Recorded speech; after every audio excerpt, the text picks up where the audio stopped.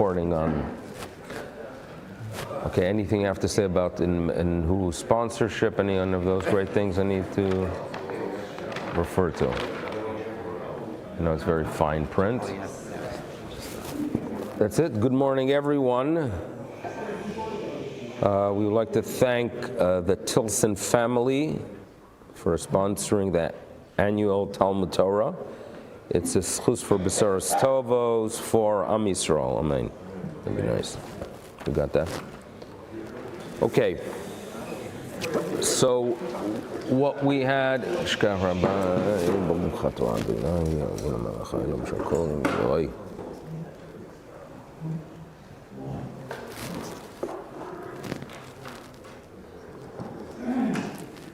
What we had yesterday. So a brief reminder. One of the statements we make in the morning, Yud Gimel Mido Shatorah Nidreshes Bohem, is what Rabbi Shmuel tells us. Davar Shahaya Bechlal. The Yotza Bechlal Lelamed, Lo Lelamed Al Atzmo Yotza, Elo Lelamed Al Kol Haklal Kula Yotza. In other words, for example, the Torah is warning us that when it comes to avodah zarah, and the Torah warns us that to go ahead and slaughter an animal for avodah zarah zvicha is obviously a violation of the Torah because you are worshiping that avodah zarah. Now, what happens if that specific force or deity or that avodah zarah is not worshipped by slaughtering animals, right? They're very ethical. They only take tofu. They don't like meat that avodah zarah. So what happens? In other words, if I go ahead somewhere on the West Coast and find an avodah zarah, and the person decides to shecht an animal, but that's not how it's worshipped in that society, is it still a violation? So obviously, if you go ahead and perform an act that's part of the rules and regulations of that avodah zarah, that is how you worship that force, clearly we understand that that's a violation. But what happens if it's zvicha to slaughter for such an avodah zarah? So the Torah tells us, listen, lo sizbach, don't do it, even if it's not the way that force is worshipped. Okay, now, what's interesting is that when the Torah warns us not to go out and slaughter, it doesn't just include slaughtering, but it includes any type of service that is performed inside the Beis HaMikdash. So zvicha, kabbalah, receiving the blood, holacha, zrika, any one of the four services that are done inside of the Beis HaMikdash are included in that warning that if you perform it to any pagan deity, even if it's not the routine, you violate the Torah prohibition. And it's working. In other words, the Torah only mentions one. So how do we include four? It was Hoya Bachlal, right? Yotza min haklal lelamed. It teaches not just for itself, but it teaches for the rule of all four services done in the Beis HaMikdash. Fine. But then we had this question that we have to deal with, and we have to remember, we must remember as we start our daf, what Rava bar Rav Chanan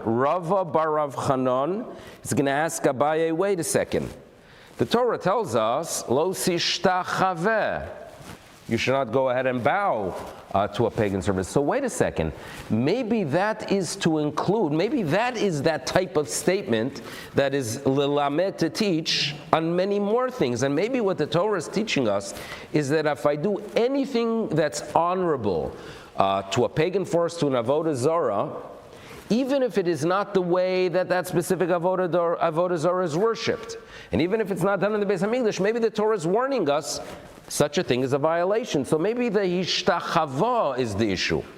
And we wonder, wait a second. Okay, it's an interesting question, Rav bar Rav Chanan. But if so, why does the Torah mention zvicha at all?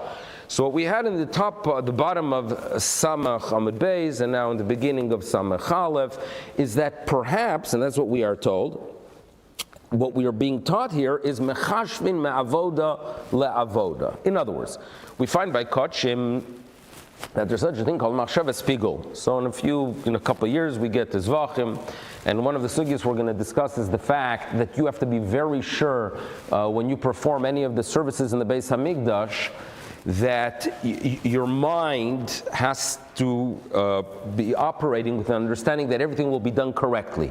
And if I go ahead and shecht an animal, and I have intention to go ahead, and I'm doing it with intention to perform a later service of it, for example, eating the meat, or in some or sprinkling the blood, with doing it in an improper way that it should not be consumed by those who are designated to consume it, or to sprinkle the blood outside of the Beis Hamikdash. So there are the sugyas we're going to be discussing in the future here are known as the sugyas of machsheves pigul, okay, a thought that's inappropriate. Now, what we're going to be discussing here, so let's start off with the last line and a half of Samach Amud Beis. Hashochet behema, if let's say a person slaughters an animal, lizrok damo la'avodas kachavim. So now we're going to be applying those concepts of machashvin ma'avoda la'avoda, which means I perform one act with intention to have the damaging effect with a future, with a service that is going to be coming in the next stage. Okay, so the discussion here, hashochet behema lizrok damo la'avodas kachavim. In other words, my shechita is not with the intention that I'm doing it for an avodah zarah, but I do have in mind as when I shecht that the sprinkling or the haktorah or the offering of the limbs should be done for an avodah zarah. Okay, hashochet behema lizrok damo la'avodas kachavim, lahaktir chelva, to offer it the fats for avodas kachavim. Rabbi Yochanan Omar Asura, that too is considered a violation, and Rish Lakish top of Samach Aleph Omar Muteres. And what the Gemara discusses is the fact that could be. So again, we're going with what Rava Baruch Hanan is telling us, that perhaps Ishtachava is to teach us that any honorable service is included in the warning, even if that specific avodah zarah is not worshipped in that way. And if we work with that approach, we ask, but wait a second. What is the word? What is the teaching of Lo Sisbach teach us? Maybe Lo Sisbach is to teach us that what? That mechashvin me'avoda la'avoda, that even if I do not have an intention to be over avodah zarah with the shechita, but when I shecht, I have in mind to perform either the zrika or the haktorah, that too is included in the warning.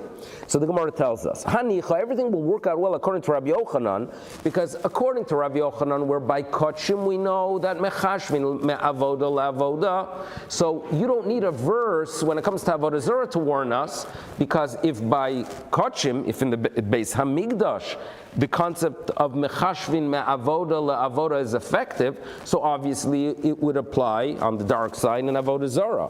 Ela l'Rish Lakish, but according to l'Rish Lakish, that when it comes to the Beis Hamikdash, it's not really a violation when I perform one act with intention of doing something wrong in a future act. So maybe the word zvicha by avodah zarah is to teach you that mechashvin la'avoda la'avoda and baikra, and you need a verse. Now, what the Gemara is going to now claim, maskif Rav Papa. Rav says, Rav Papa tells us, the truth is, you got it wrong, Rav Papa claims.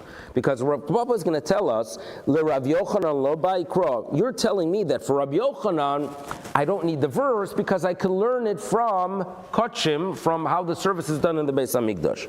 But that's not so. Ad kan lo ka'as Rabbi Yochanan, because when Rabbi Yochanan tells us in the Beis Hamikdash, a thought by shechita could be effective, right, even if it relates to a future service.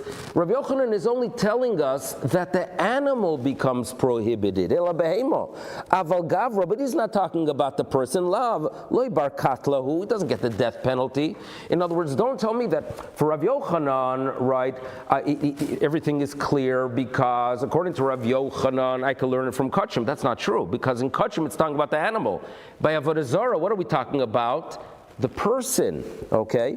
So we do need the verse l'chiyuv v'gavra to state that the person who goes ahead and performs performs avodah zarah with a machshava from one service to another service, that he deserves the death penalty.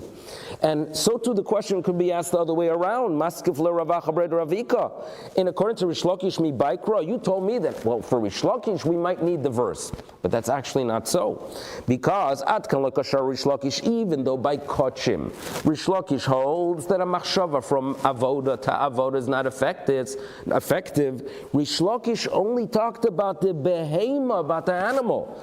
Aval gavra, but he would agree that a gavra bar katlahu.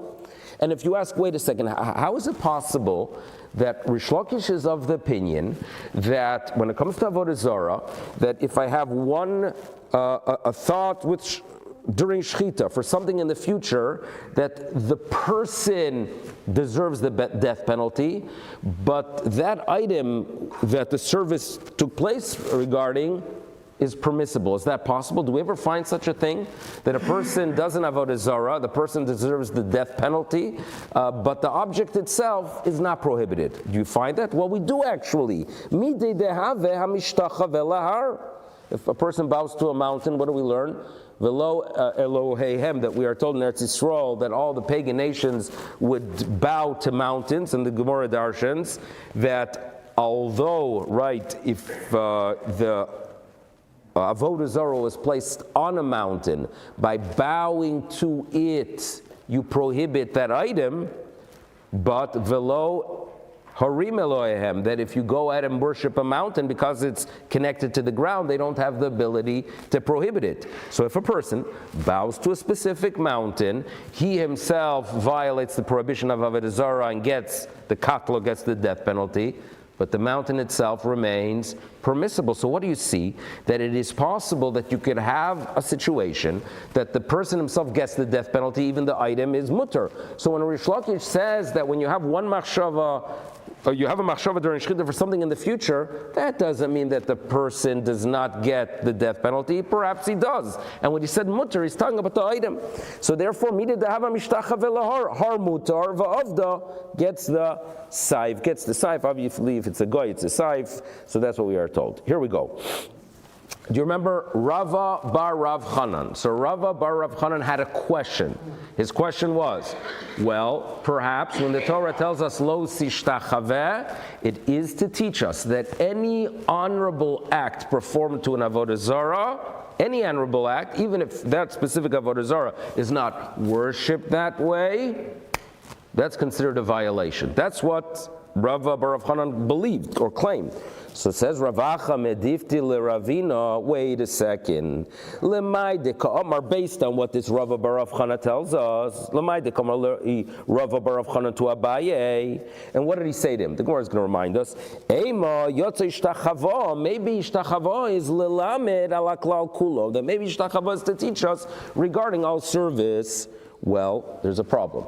Because the Torah tells us that when you get to Eretz Yisrael, don't do too much research into pagan practices, and don't start asking Eicha Ya'avdu, how are these pagan nations worshiping their gods, Ve'eseken Gam Ani, and I should do so as well. And obviously, by the Torah telling us that you should know, it's a major problem if you start researching how those pagans are worshiping their gods. You know what the Torah is telling us? That the way they worship the avodah zarah, that is where there's an issue. So if, for example, a specific avodah zarah, as we know, peor, the way you worship it is by defecating, so therefore that is how you violate the prohibition of peor. If you go ahead and want to worship Laleinu, a person wants to worship Marculus, right? They would worship the Mercury.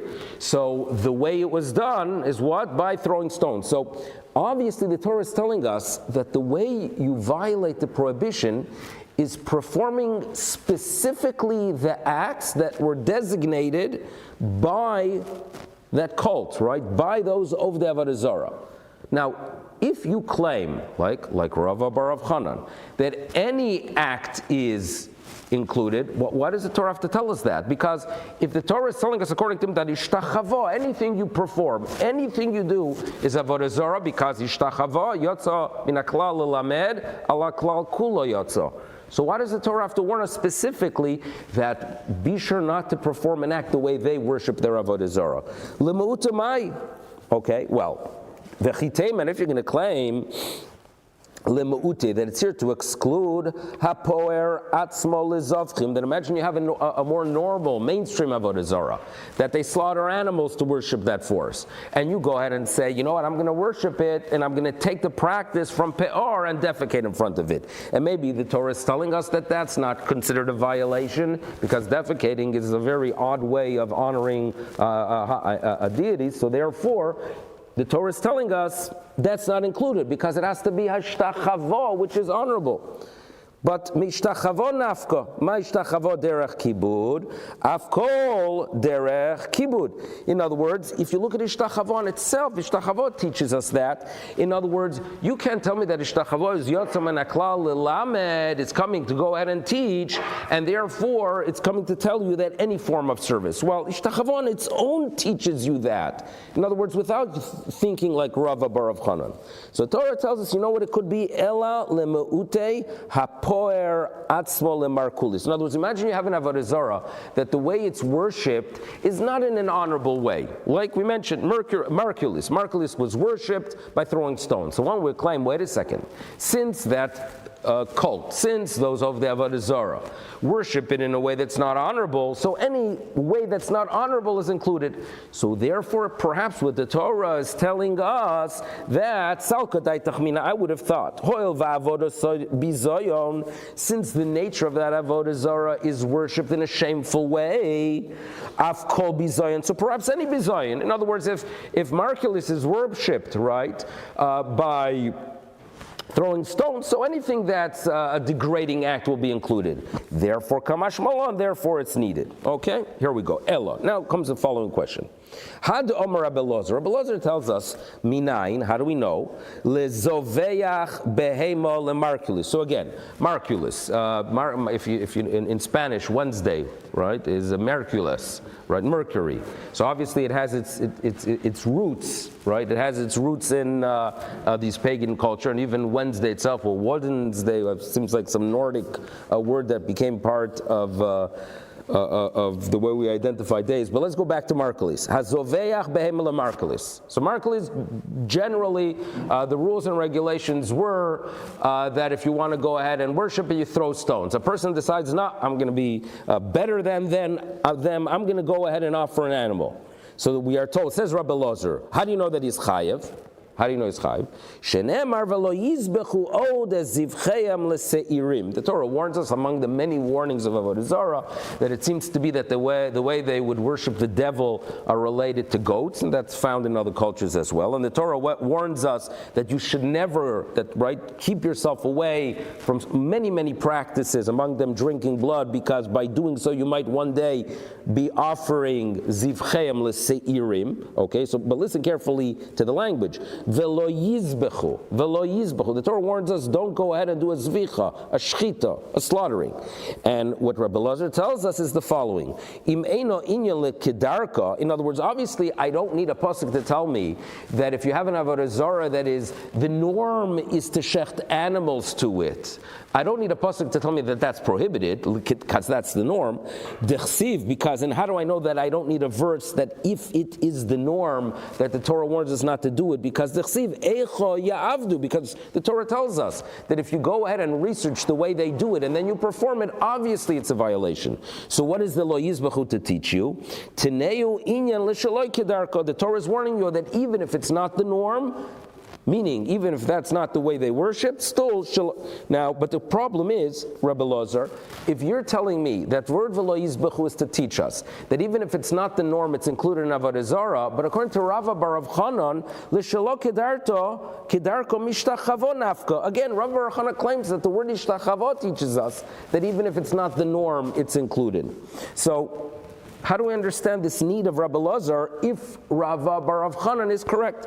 So the Gemara answers an interesting answer here, that Hossam, that the warning there v'lo yizbechu, that we are told you should not do to any avodah zarah, even if it's not the norm, bezoveach lahachis. So it seems to be that someone is upset at some pagan force, and therefore they decide to worship it in an unusual way.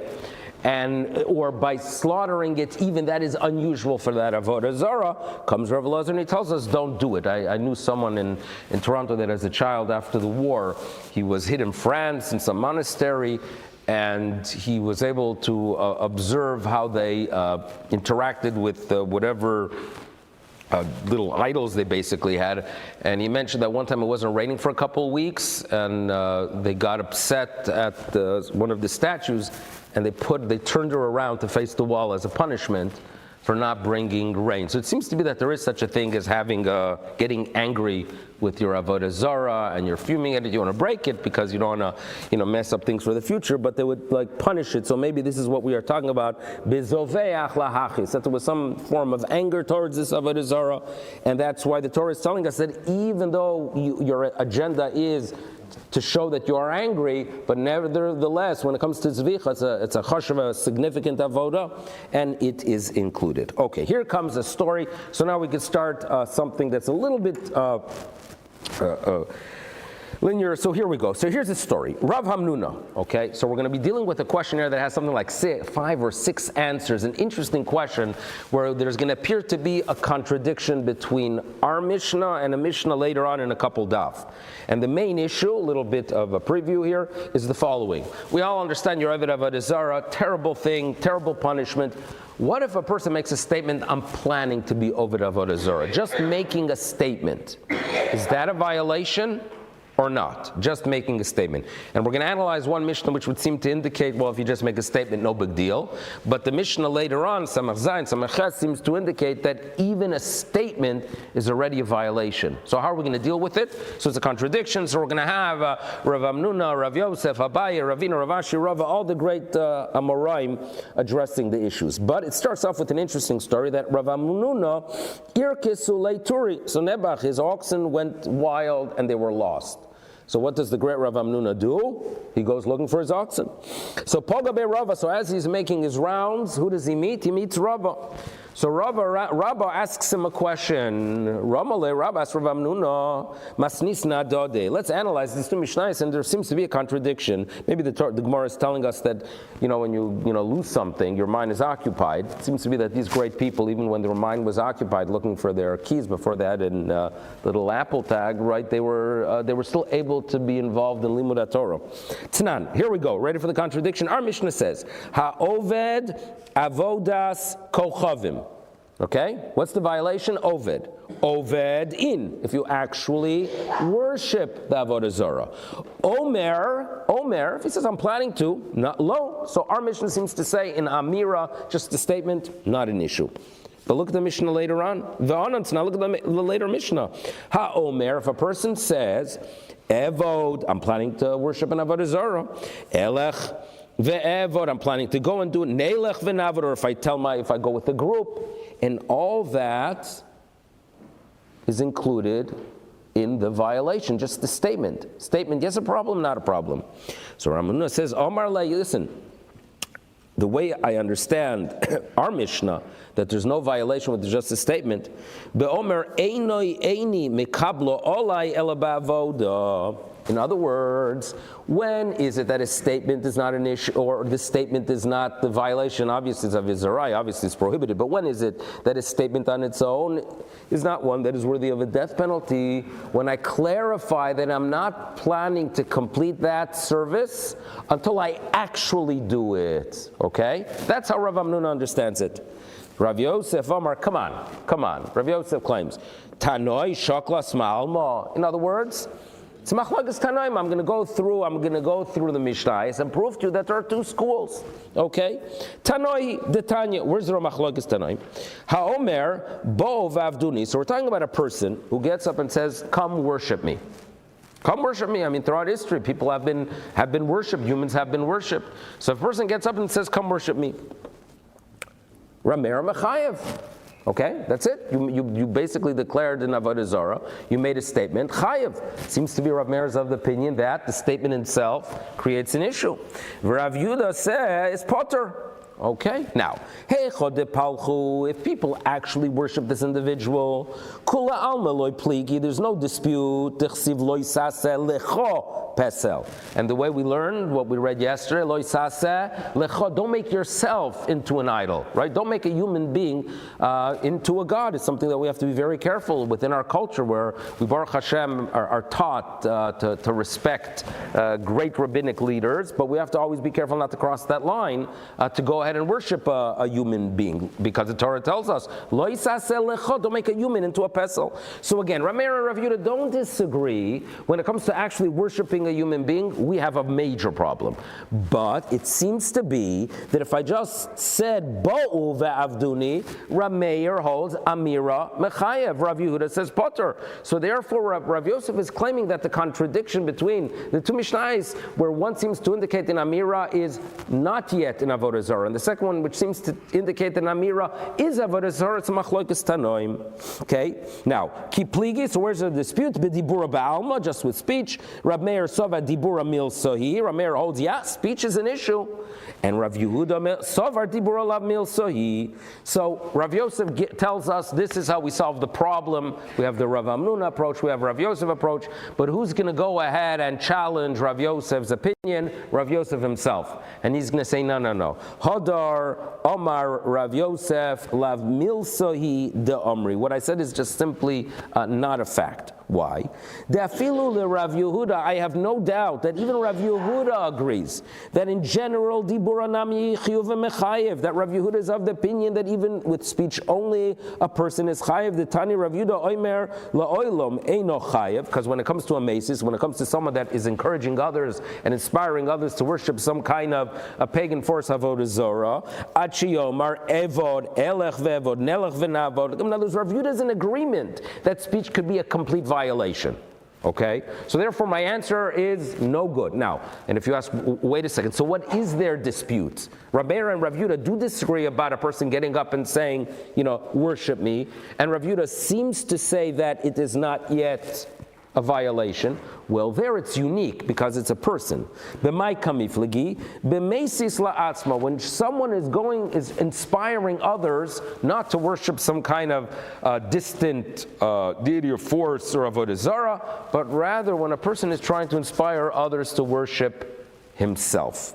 Now, what did people say? V'amrilei, right? A person gets up, Rabbi say, right?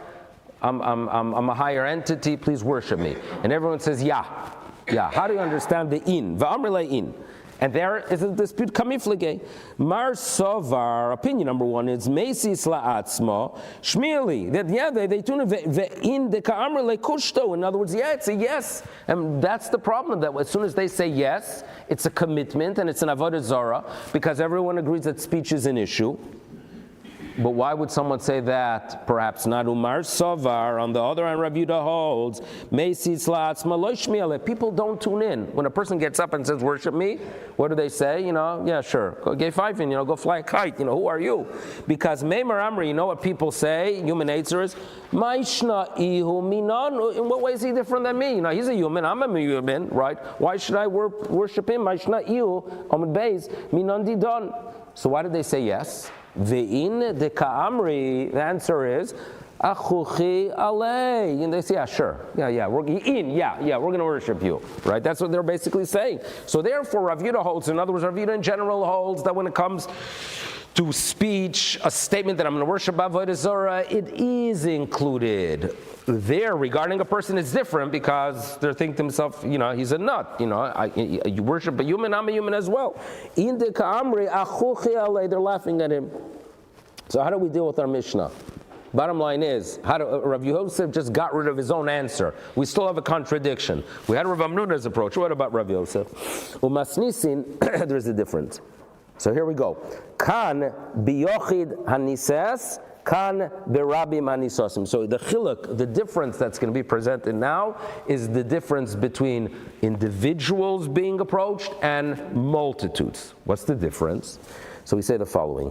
Yochid, if one individual is approached and says, he develops a relationship with this guru, and he tells him to go ahead and worship some force, once he says, I'm going to do it, human nature is lamimlech. He's not going to back off. V'toy basrei. And therefore, even speech itself is a violation.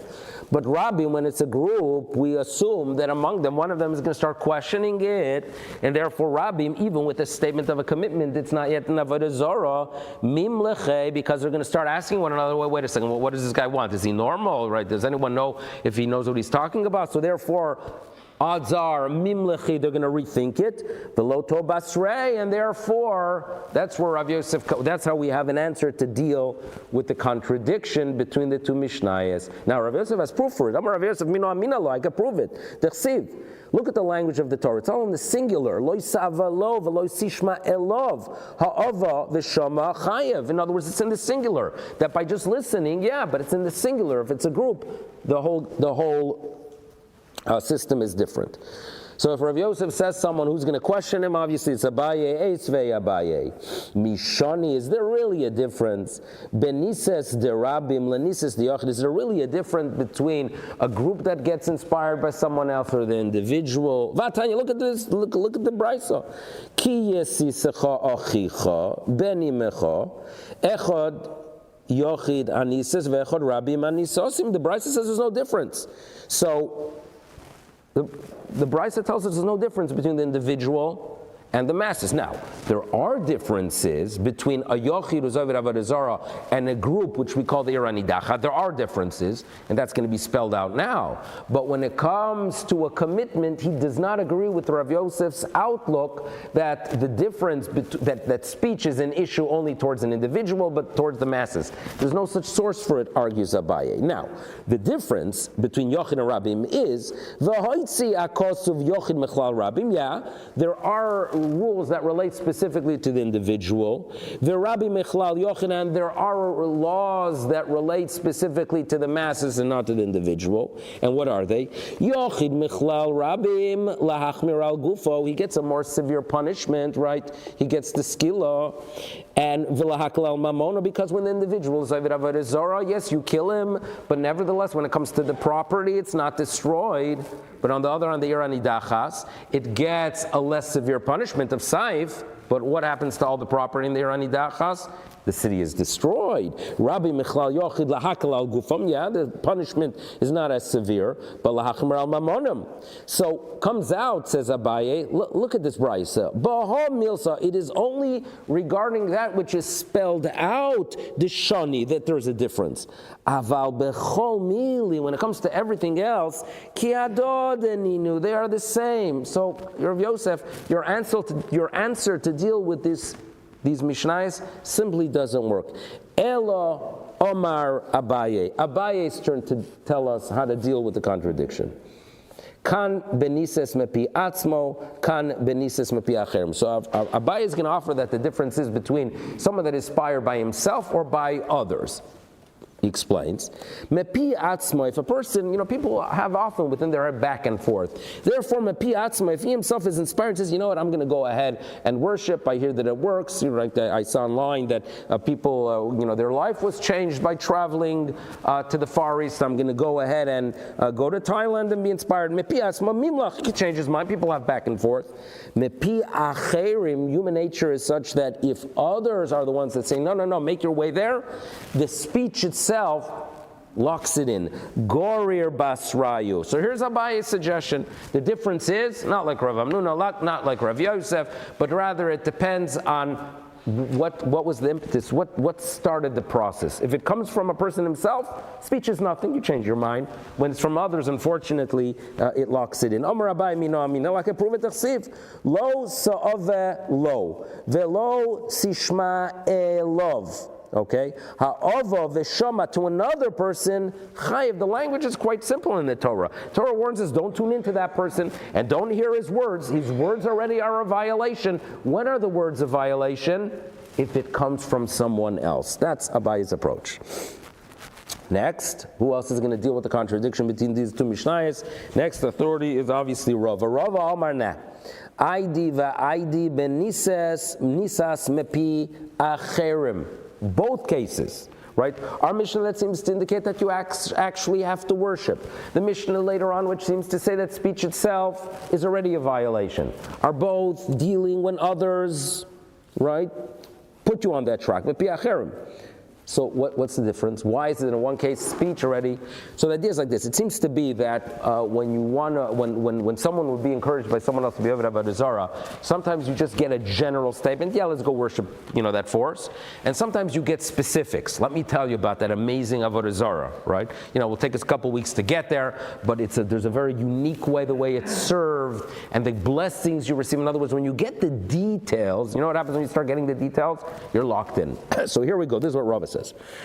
Hodo marlei kach oicheles, kach shosa, kach metivo, kach merio. When you get all the details of what that incredible avodah zarah does, so then speech itself locks it in, and therefore the Mishnah later on tells us that just with the commitment, it's already a violation. Our Mishnah deloi omarlei, where those words and the details were not presented. So that's Rava's explanation that if there's detail, word itself already locks it in. Rava has to bring proof too. Omar Rava mina aminala dichsev me'elohei ha'amim asher svivosechem hakrovim alecha rechokim. Now, when the Torah warns us over and over again in the Torah, right? It seems to be avodah zarah was this unbearable driving force. And the Torah as warns us to be very careful not to be enticed by the nations that are near you, hakrovim or rechokim. Now obviously the question is, what does the Torah have to spell out? Krovim, rechokim, just say don't worship avodah zarah. So it's a well-known statement that metivon shel krovim atalomed al rechokim. In other words, usually when someone wants to inspire you to be a oived avodah zarah, the norm would be they would talk about some pagan force, some kind of a cult that's thousands of miles away. It takes weeks to get there, and they tell you these incredible stories and legends that they hear. Now, they're not going to go ahead and tell you about what your neighbor worships. You know why? Because you know that what your neighbor worships is a complete waste of time. That you see that his life is a disaster, and that he's been turning to that idol for 45 years and nothing good have ever occurred. So what do? They always want to inspire you with rechokim, with those things that are very, very far. Okay? And the Torah tell us, you know what? You could figure out it's all baloney. Look at the krovim, and then you'll figure out about the rechokim, right? Look at those things that are near you. You see that they're good for nothing. The same will be regarding those legends from afar. Me Eloheinu amim asher svivosechem hakrovim alecha mali krovim mali rechokim. And the Gemara asks, why does the Torah have to spell out the krovim, the ones that are near you, rechokim, the ones that are far? Hochi kamar. This is what the Torah is telling us. Metivuson shel krovim, from the quote unquote, from the goodness of those of your neighbor. Atalomed mativoson shel rechokim. You could figure out those that are far away. In other words, just as you know the one right next to your neighbor, you know what he buys for it every day, right?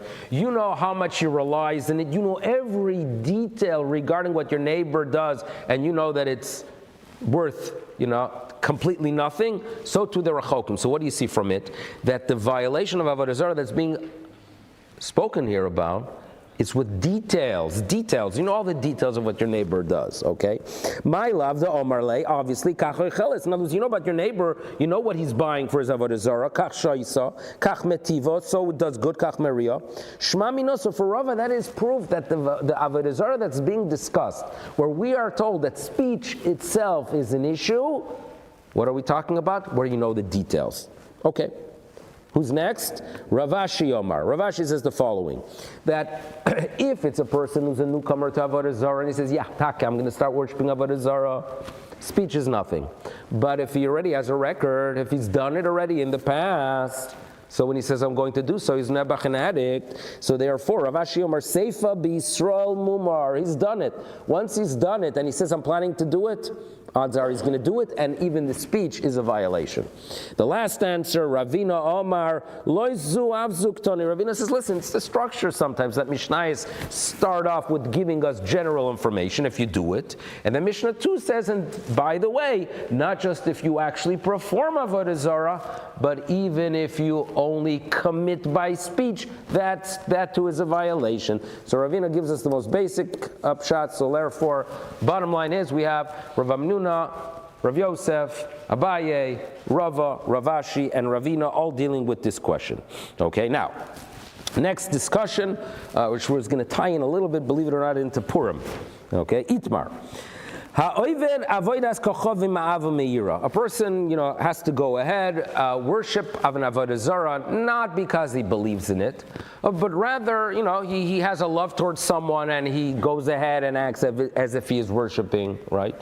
Or he does it me'ira, he fears, and this is probably more common throughout history, that they have no choice, right? They're living in Spain in the 15th century, they have to go ahead and worship some form for a Jew of an avodah zarah, me'ira. Is that a violation? Is that one that they would get the death penalty? Right? Obviously not a good thing.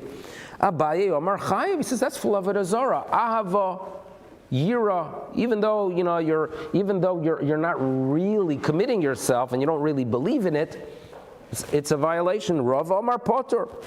Abaye Omar Chayiv da Polcha. You worshipped it. Bottom line is, look to act. He worshipped, he bowed to it, he defecated to Peor, he threw the stone to Markulis, he slaughtered the animal to whatever it is. Rav Omar Potter, come on. If he accepted it in his heart as a deity, then Eloi. Okay? So that's Machlokes Abaye Chayiv. Rava says Potter. Okay, so here we go. Omar Abaye mino aminalo. Abaye said, I could prove this to you. Ditznan ha'oived avoidas kochavim. Remember our Mishnah? The Mishnah started saying echad ha'oived.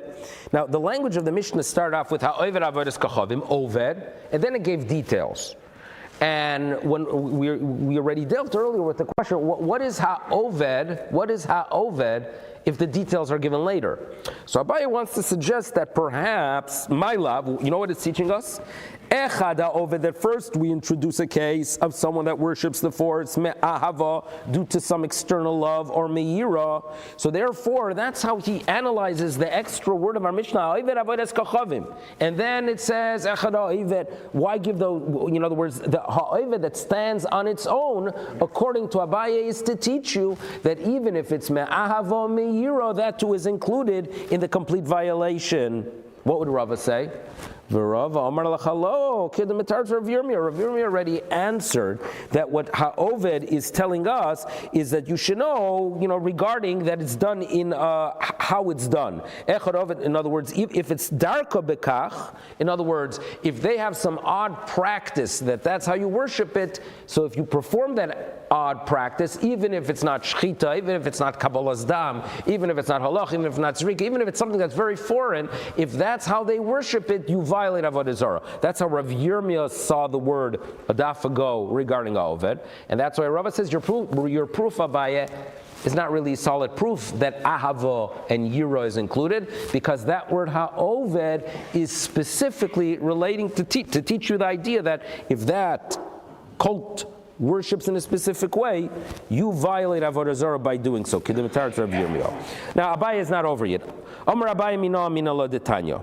Lo sishtachave lohem. Okay, so the Torah warns us, we read this yesterday, not to go ahead and bow to an avodah zarah. So we are told, lohem I ata mishtachave. Let's not bow to avodah zarah.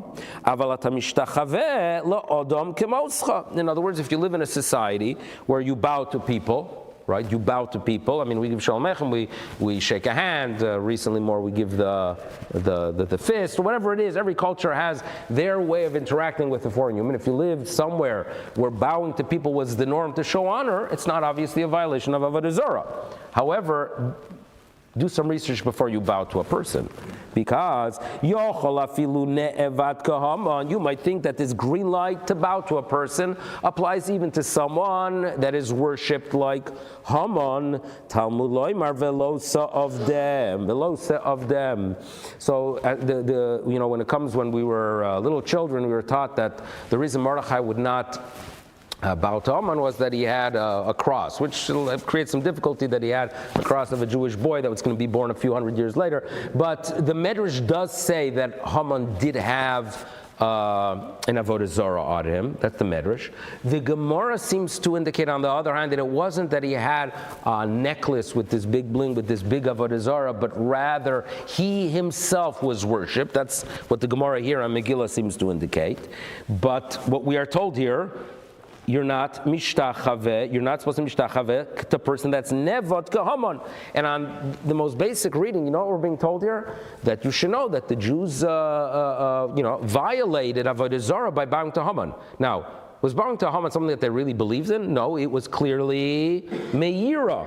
And what is the Torah? The Gemara is using it, the Bryce is using it as an example of a violation, even though it was meira. So this seems to be what Abaye claims, that a person, that even if it's an avodah zarah meira, it's a complete violation. Okay, Haman meira havenevad, and nevertheless it is mentioned here as a complete avodah zarah. So how's Rava going to defend himself? Well, Rava says, no, sometimes an example does not mean that it's there with all the details of the example.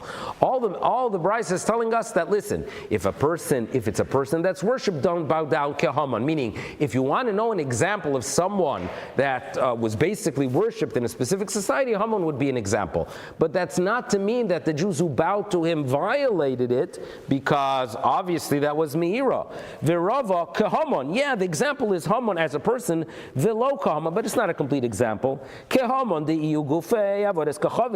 he's the example of a person that's an avodas kachavim, where the Torah is warning us that yes, you could bow to a person if it's a way of showing honor, but don't do it if it's a nevad. And a perfect example of a person who becomes like an avodah zarah was Haman, but like a Haman, but the example is not true regarding all details. Di'ilu Haman, when Klal Yisrael Nebuch had to worship Haman, was meira v'hacha, but here when that Brisa tells us that it's a violation, lav meira. So Abaye is working very, very hard to try to find proof that even if you do something me'av or me'ira, it's a complete violation. So here is his next proof. Omar Abaye mina, I can prove it from the Tanya. So to understand the next proof, a brief introduction. We know that if there are many circumstances where people have to bring karbonis for violating the law unintentionally b'shaygig. Okay? That we're familiar with.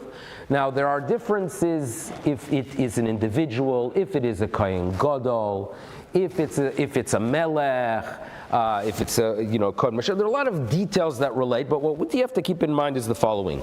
There are situations that the specific korban that is brought, and it fluctuates as well, from the he-goat to the she-goat to the bull, or if it's avodah zarah and it's a community, it's also the bull and also the goat. There is a difference because some of them, the violation of doing something unintentional is only with a he'elem davar, okay, he'elem davar, and one of them is a shigigos maise. So two words we have to be mindful of to appreciate the message here. Shigigos maise, he'elem davar, okay? Shigigos maise means an action that was done unintentionally. So if a person at home, on his table, there is a piece of fat, and he thinks that it's regular shuman, and he eats it, and it's chelev, shigigos maise, okay? Shigigat maise. Now, then there's something called he'elem davar, when the matter itself was concealed from you, which indicates that there was some kind of intellectual mistake, that you, in other words, that you had a question, a halachic question. You're a scholar, you go through all, the poskim, and you come to a conclusion, but you made the wrong decision, and then you acted.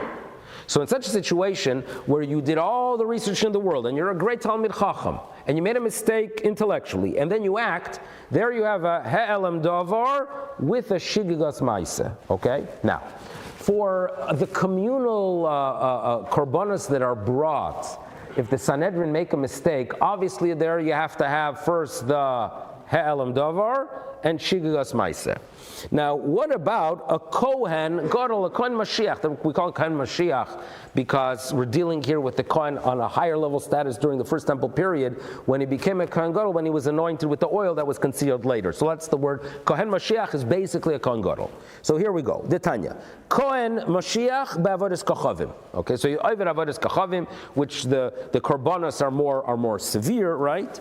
Rabbi says that all that has to go wrong for him to have to bring that unique korban, the bull of the par helam dover of the Kohen Mashiach, all that has to go wrong is shigigos maise, action.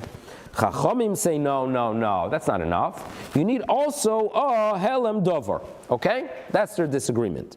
Now, although they disagree there, Vishavin shebeseira kiyachi, they do agree that if that if this kohen gadol violates something that's not avodah zarah, he brings a seira, the goat or the she goat.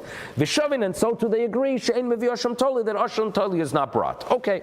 Now, what's relevant for us is we mention here a shigigos ma'aseh. What are we mentioning here? In action that was done by mistake regarding avodas kochavim. How do you make a mistake with avodas kochavim? In other words, when it comes to a product, I made a mistake. I thought it's something else. What exactly is a mistake with avodas kochavim? Heichidami. What's the scenario? So if he sees a shul, and he thought, in other words, he thought it's a shul. In other words, kasovar.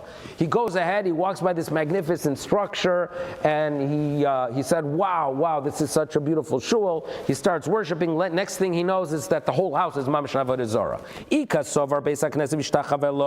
cannot say that that's a shigos ma'aseh, because what's in his heart? Who is he bowing to? We don't worship shuls, by the way, right? Even the most beautiful shul in the world, we're worshiping the Rabbanu Shalom. Hare libo l'shamayim. So obviously that cannot be a case of the shigigas ma'aseh. Ella, it must be the choza andarta. He saw some kind of statue of the king, right? Vishtachavelo, and he bowed to it. Now, that also is problematic. If you really accepted it as an entity to be worshipped, it's not a shogeg, mezidu.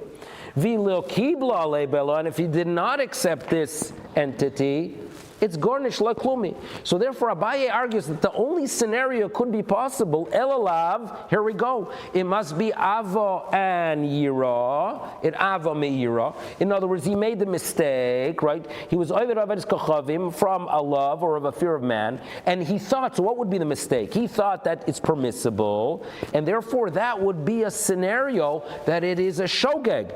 So if it would be mezid, that would be the real avodah zarah. Hey, Abaye has proof. Okay, it's talking about a person says, he thought it's permissible. Wait a second, Oimer mutar, that's a helam dovar.